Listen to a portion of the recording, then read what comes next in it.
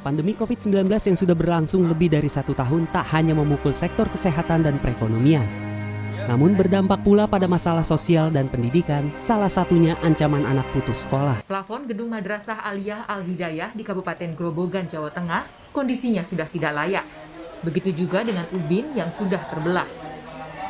Saat hujan turun, kegiatan belajar mengajar langsung dihentikan karena siswa kebasahan. Belajar di areal parkir dilakukan karena kondisi atap kelas rusak dan ambrol. Ada 3 aspek yang menentukan total skor PISA. Pertama adalah membaca, kedua adalah matematika, dan ketiga adalah sains. Di ketiga aspek itu, skor Indonesia menurun dari tes PISA terakhirnya di tahun 2015. Berikut adalah jumlah penurunannya. Hasilnya, sekarang Indonesia ada di peringkat 70-an dari 78 negara di 3 aspek tersebut, alias peringkat 10-an terbawah.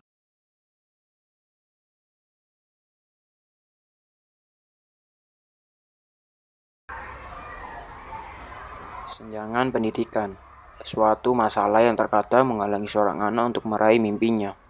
Fasilitas yang memadai, lingkungan dan suasana yang mendukung, tidak serta-merta dirasakan oleh semua orang.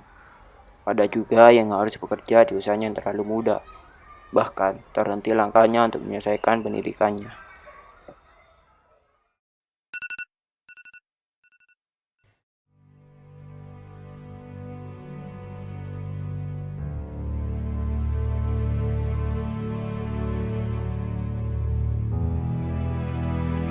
Duh, males banget sekolah. Mana tugasnya banyak banget. Besok ulangan, belum lagi praktikum.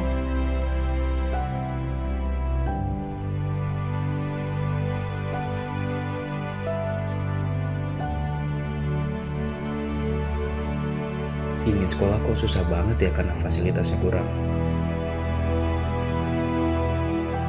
Padahal aku udah semangat banget buat kuliah kayak anak-anak lainnya. Terkadang fasilitas yang memadai malah motivasi yang mengkhianati. Begitu pula sebaliknya. Itu aku dan teman. Banyak sekali masalah mengenai pendidikan di Indonesia. Salah satu yang paling sering ditemui ialah kesenjangan pendidikan.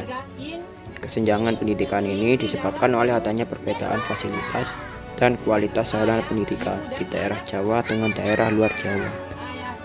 Ada beberapa faktor yang menyebabkan terjadinya kesenjangan pendidikan.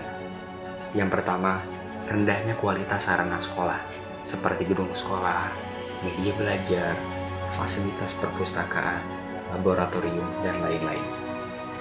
Yang kedua, rendahnya kualitas pengajar.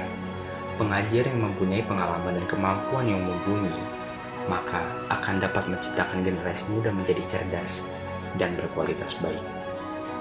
Yang ketiga, mahalnya biaya pendidikan.